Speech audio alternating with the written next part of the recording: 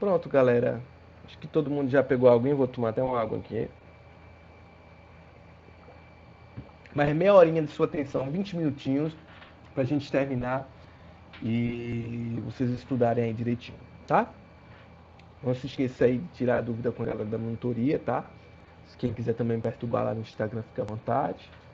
E é isso. Pronto.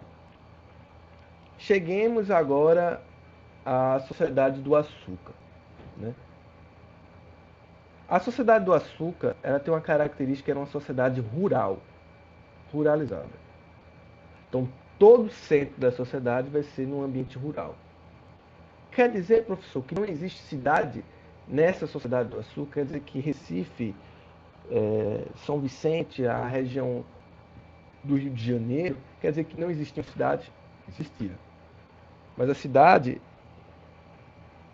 ela era algo secundário dentro dessa sociedade. A vida mesmo era a vida rural, no campo. Então essa é a primeira coisa que eu quero dizer sobre essa Sociedade do Açúcar, tá? E a gente vai ver por que isso. Agora, veja, por que o açúcar? Por que Portugal escolheu o açúcar para ser algo econômico? A gente viu que o pau-brasil era o ciclo econômico principal. Aí Portugal teve que mudar isso. Motivo simples. Primeiro, pau-brasil é uma extração.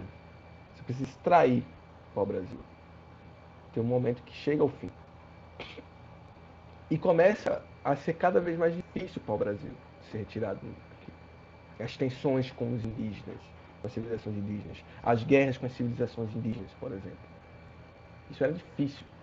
Então era preciso pegar um produto que legitimasse literalmente o processo de colonização. Né? O açúcar, Portugal já conhecia. Nas ilhas celtas já tinha produção do açúcar. Sabe? E outra coisa importante, o açúcar estava em alta no mercado europeu. Então a gente precisa pegar um produto que esteja em alta que a gente já sabe o domínio. Era o açúcar. E é justamente o que Portugal faz. Então vai pegar esse açúcar. Aliado a isso, a gente tem terras favoráveis aqui, um clima favorável. Né? O famoso solo massapê, né? Que dali você conseguia produzir o açúcar, o a cana, de uma forma interessante. Beleza? Então o açúcar é isso. A galera já consumiu açúcar, o açúcar nem é daqui, açúcar é das regiões lá da Índia. E, tipo, já tinha um consumo de açúcar, né? Nesse período do final do século XVI, é quando tem essa intensificação do mercado consumidor na Europa. E o Brasil vai ser o quê? Vai ser... Beleza? Então, como é que Portugal vai montar, né, essa ideia? Né? Veja, quando o Brasil começa a ser colonizado, como a gente estava vendo um pouco antes, com aquela capitania hereditária, depois do governo geral, Portugal vai dizer o seguinte, ó, o que vai sustentar isso é uma ideia de pacto colonial. Anote aí, isso é importante. Todo produto produzido no Brasil, no caso, pau-brasil, que é a extração, ou sei lá, tapioca, alguma pequena manufatura ou açúcar, vai ser vendido diretamente para Portugal. Esse é o pacto. O Brasil vende apenas para Portugal e compra apenas de Portugal. Certo? Esse é o pacto colonial, em termos econômicos. Então, se o Brasil quer comprar alguma coisa, tem que comprar de Portugal. Isso acaba tendo inflação nos preços para quem mora aqui. E o preço, a venda do açúcar se torna mais barato para Portugal. Porque o Portugal que dita o preço, basicamente. Você tem o custo de produção, tem um pequeno lucro, pronto. Entende? Então, isso era, vamos dizer assim, a espinha dorsal do sistema colonial. O Brasil produziu açúcar, vendia para Portugal, Portugal repassava para a Holanda refinar, e era isso. Entendeu? Pronto. Aqui você tem um mapinha, né, que você tem aqui para mostrar um pouco da região onde era o açúcar, né, a produção do açúcar. Você vê que o Nordeste era um ponto importante, né? Região litoral, porque era mais próximo, por exemplo, de Portugal, inclusive. Certo? Eu coloquei essa frase aqui para a gente ter uma ideia sobre como era o trabalho do açúcar. Né? Gente toda da cor da mesma noite, trabalhando vivamente e gemendo tudo ao mesmo tempo, sem momento de trégua, nem descanso. Quem vir, enfim, toda a máquina e aparato confuso e estrondoso daquela Babilônia, ou seja, do engenho, né? Não poderá ter dúvida que é uma semelhança do inferno. Padre Antônio Vieira está falando dos engenhos, do processo de produção do açúcar, que era a base econômica de Portugal. Certo? Então, a gente vai primeiro conceito, um conceito importante, isso cai no Enem, tá, galera? Isso cai nas provas vestibulares, que é a ideia de plantejo. O que é um plantejo? Plantejo é um sistema que se baseia no latifúndio, na monocultura de exportação e a mão de obra escravizada. Isso era o que acontecia no Brasil, mas não só no Brasil. Na América, o processo de colonização da América era assim. Né? Você tinha um latifúndio muito grande, uma terra muito grande, onde se produzia apenas um tipo de produto para exportação, certo? E utilizava-se a mão de obra escrava. Essa era a ideia da plantation, esse é o tripé da plantation. Atenção! A monocultura de exportação quer dizer que só produzia açúcar, o Brasil só produzia o açúcar.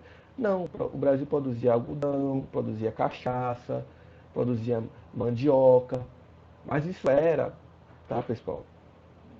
Não era o foco que o Brasil tinha. Isso era uma produção secundária. O foco mesmo era o açúcar. Isso não quer dizer que o Brasil não produzia outros produtos. Tá? Então a cachaça, por exemplo, o tabaco eram produzidos. Principalmente como moeda de troca no comércio de escravo. Sabe? Isso é importante você entender. Beleza? Pronto. Aqui, pessoal, eu vou mostrar um pouco o processo produtivo do açúcar, tá? Para a gente entender um pouco dessa sociedade. Você tinha três papéis sociais. Você tinha o senhor de engenho, papéis sociais, você tinha o europeu, certo? Ou seja, o homem ou a mulher europeia, assim há o senhor de engenho, certo? E a família dele. Você tinha os escravizados, certo? E você tinha a camada média, muito pequena, os libertos. Então, nessa sociedade que a gente está colocando aqui, é muito importante isso. A divisão da sociedade mesmo é entre quem é escravizados e quem é liberto. E se dividir em esses três. Os dois que eu falei, o senhor e a senhora, e o senhor. E a camada média, que eram libertos, e os escravizados. Dessa camada média você tinha clero, você tinha um artesão, você tinha um mestre do açúcar, por exemplo, que era uma camada média. Um funcionário público, um soldado, eram libertos, eles não eram escravizados. Entende? Mas não era a grande maioria era de escravizados. Então, como era produzido o açúcar nessa sociedade? Né? Tem esses papéis sociais. O escravo, né, ele ia para o canavial, certo? O canavial era o primeiro local, né? E era plantado a cana e depois colhida. Né? E esse processo era muito intenso, tá? Por quê? Veja, a produção do açúcar até os dias atuais é o seguinte: você tirou a cana do canavial, você tem coisa de um dia para moer aquela cana. Se você não fizer isso, a cana estraga. Então é um processo que você tem que sempre estar ali, é um processo muito duro, muito pesado. Então os escravizados, eles iam para o canavial, acordava de 5 horas da manhã mais ou menos, e de 6 horas ia para o canavial, extraía a cana, e da cana ficava até 11h30, meio-dia, parava para o almoço e voltava para tirar a cana. E isso é um processo muito duro. Muito duro. Você retirar a cana é pegar gente, não sei se vocês já viram isso, é muito complicado. Então era algo realmente penoso. Fora que você ficava sendo supervisionado, né, por um capataz. Né? E isso é interessante porque você entendeu o processo produtivo, como era doloroso para essa galera, tá ligado? Então ficava até 5 horas da tarde. 4 horas da tarde, melhor dizendo. 4, 4 e meia. A galera saía de lá, ia para casa. Não, nem casa, vamos dizer assim, tinha. A galera saía de lá e ia para a moagem. E ia para a moagem. Ia moer lá a cana, ficar no engenho literalmente, até por volta de 1 hora da manhã, meia-noite. Era um período de descanso, geralmente. Agora, assim, você tem que entender que o engenho ele funcionava de 4 horas da tarde até 10 horas da manhã do outro dia. Então, era muito comum revezamento entre turnos. Então, às vezes, a pessoa, o escravizado, ficava trabalhando 24 horas, muitas vezes. Não era o comum. O comum era 18, 20 horas. Né? 20 horas. Né? Então, assim, você vê que é um processo penoso. Tem um rapaz, que eu estou até com um texto aqui do Minsk, que ele fala o seguinte: ó, no século XVII, muitos senhores de engenho aparentemente aceitavam a teoria da administração com seus escravos, que era dos 3P, PPP, a saber, ou seja, o senhor dizia assim, ó, o escravizado só vai com os 3P, pau, pão e pano. Ou seja, ele só precisa ter uma camisa, um pãozinho de cada dia e muita chicotada, muito paulada para ele entrar na rédea. Por quê? Porque os escravizados, a gente já está falando de escravidão negra, tá? Veja, a galera, esse ritmo intenso para o seu dinheiro não podia parar. Porque se parasse, ele ia perder dinheiro, ele ia perder tudo. Então, isso era muito desgastante para os africanos. Então, eles faziam corpo mole, não iam trabalhar.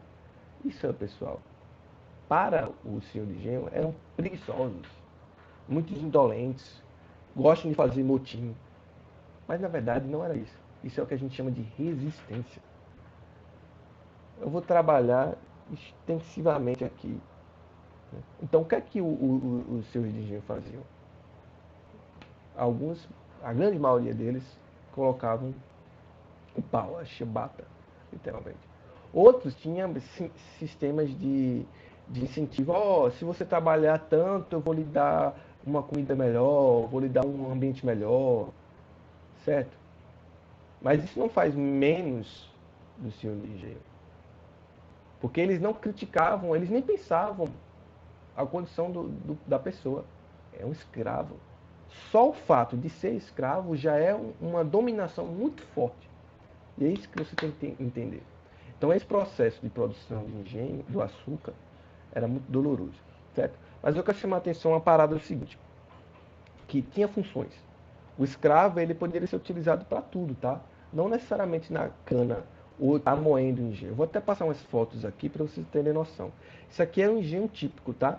Aqui tem os 3 rolos, ó, onde colocava a cana aqui para moer, certo? Depois da cana já estava moída, ia para as caldeiras, onde tinha pessoas que ficavam lá esquentando. Geralmente era um trabalho, nesse momento, trabalho das mulheres. Era muito comum, né? As mulheres ficar na casa de purgar ou nas caldeiras. A partir dali tinha funções dos escravos. Tinha um escravo que ficava no canavial. Ele podia ser utilizado muitas vezes na moenda também. Mas nesse momento da caldeira e do purgar, ou seja, no processo produtivo realmente para se transformar no açúcar, aí você tinha que ter uma especialização. Então, os escravizados que tinham uma certa especialização, que era o mestre do açúcar, por exemplo, ele ganhava alguns incentivos. Né? Alguns trabalhavam, algumas pessoas libertos nesse momento, né? Porque tinha que ter um conhecimento maior. Mas era muito comum ter escravos que trabalhavam ali e não ganhavam nada, tá? Não ganhavam nada. E depois ia para o processo de purificação, certo? Que é a terceira fase. Né? Depois iria se colocar em caixotes esse açúcar, levado para um comerciante que geralmente era um português e levado para a Europa. Então esse era o processo produtivo. Né? Eu estou trazendo essas imagens para você ter noção, ó, como é um maquinário pesado, isso aqui, ó, o boi. Então, o senhor de engenho, ele tinha que administrar literalmente essa fábrica, esse engenho. Então, por exemplo, você tem que entender que não era só administrar a cana, mas, tipo, o que é que esses bois vão comer? Ele também que tinha. O que é que essa população vai comer? Então, era um processo muito doloroso, principalmente para os escravos, tá? Aqui é a visão geral e a gente vai chegando num outro ponto dessa sociedade do açúcar, que é a sociedade que a gente chama de da Casa Grande Senzala, né?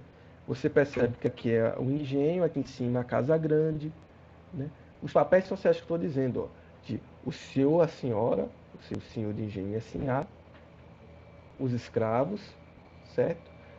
Os libertos, né, que são poucos, e a igreja que abençoava tudo isso. Esse era o sistema. Essa era a sociedade do açúcar que eu quero mostrar para vocês, certo? Aqui mais uma vez, né, produção do açúcar, etc. Ponto importante, que já caiu no Enem, inclusive. Como eu estava falando, o escravo, ele era um produto da, é, do senhor de engenho. É como se fosse um produto, como se fosse um copo, um carro, enfim, era um produto do senhor de engenho. E do senhor do escravo, né, também, do senhor de engenho e do senhor de escravo. O escravo poderia ser utilizado em qualquer coisa. Podia ser utilizado como ambiente doméstico, geralmente eram mulheres, né, na produção da cana. Ou então, numa oficina, era muito comum se ter uma oficina dentro do engenho. Né? Você construir um móvel, uma caixa, enfim. E eles utilizavam. Então, essa ideia que vocês têm que ter, que o escravo é uma propriedade de outra pessoa.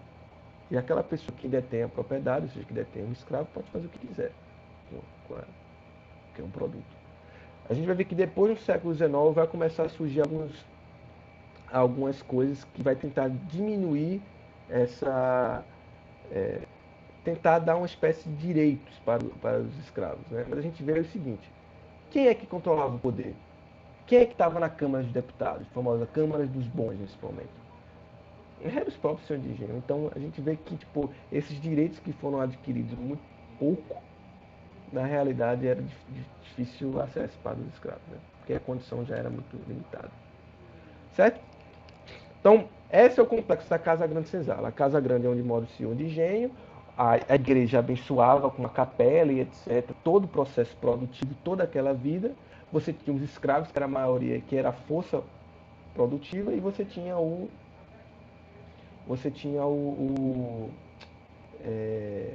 os libertos que ajudavam nesse processo é, da produção do açúcar em troca de dinheiro, literalmente. Né? Beleza? Só que a gente entra agora num outro ponto. Né? Como eu estava falando, os escravos, as pessoas escravizadas, elas não aceitaram isso. E eu falei das resistências.